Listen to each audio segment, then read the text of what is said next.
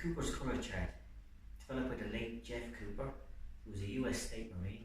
He also received honorary degrees from Stanford University, and he was a developer of Cooper's colour chart. And this is a chart that gauges an individual's level of awareness, especially towards threats.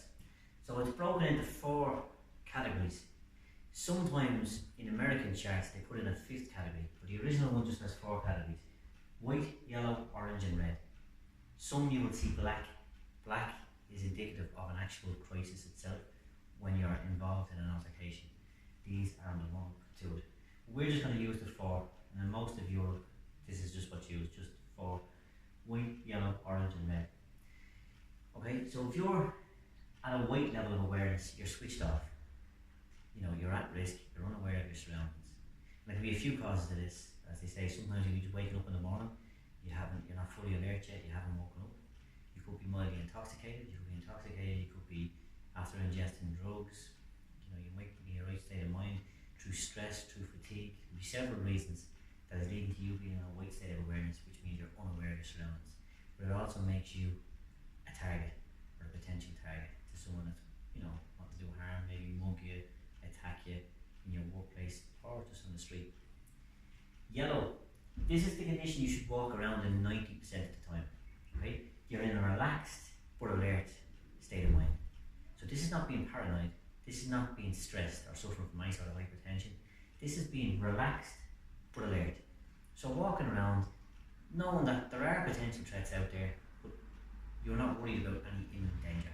So making it a point that when you're walking about, play a game, as in think to yourself, what could possibly present itself in my workplace? What could possibly present itself on this street, in this car, in this elevator?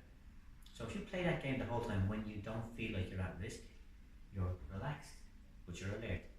This makes you a far harder target to attack than say someone that's switched off altogether.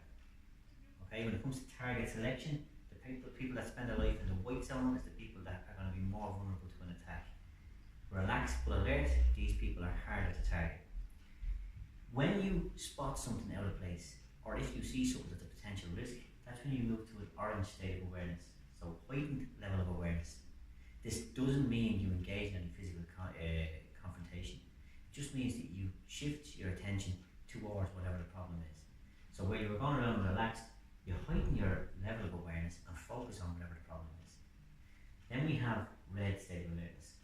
So this is where decisive action or an immediate response is necessary. So to give you an example, someone gets out of bed in the morning, they're switched off, they're not tuned in, they've been out the night before or suffering from fatigue. They go downstairs, grab a coffee and wake themselves up and say, right, look, I'm going to leave the house now, I want to be in a heightened state, I want to be in a calm, relaxed but alert condition. So they continue on their day like this, in a yellow state of mind. Then as they walk down the street, they notice someone acting suspiciously at the bottom of the street. This person is not necessarily going to attack them, but they give it their attention and they say, what would possibly happen if they did go to attack them? So you're walking down the street, you see an individual on the same side of the street as you, they're walking down, and something in your head tells you there's something not right here. Okay? At this point, personally, I would consider just crossing the street. If you cross the street and they follow you across the street, that might be an indication that, yeah, there is something wrong. But if you cross the street and the person crosses over and starts walking or running towards your direction, that's when you're going to change up to a red state of awareness. Now, this is where decisive action or fight or flight has to kick in.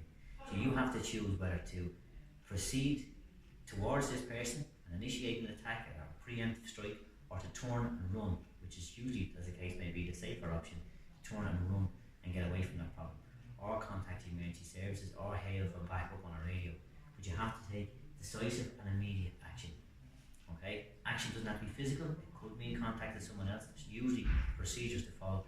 We're in your workplace in the event of an attack. This is where you have to decide what your protocol is, which actions you're going to take and respond immediately. The colour we weren't going to talk about is black. Black is when you're involved in the altercation itself. It wasn't on the original Cooper's colour chart, so we won't be using it in this one.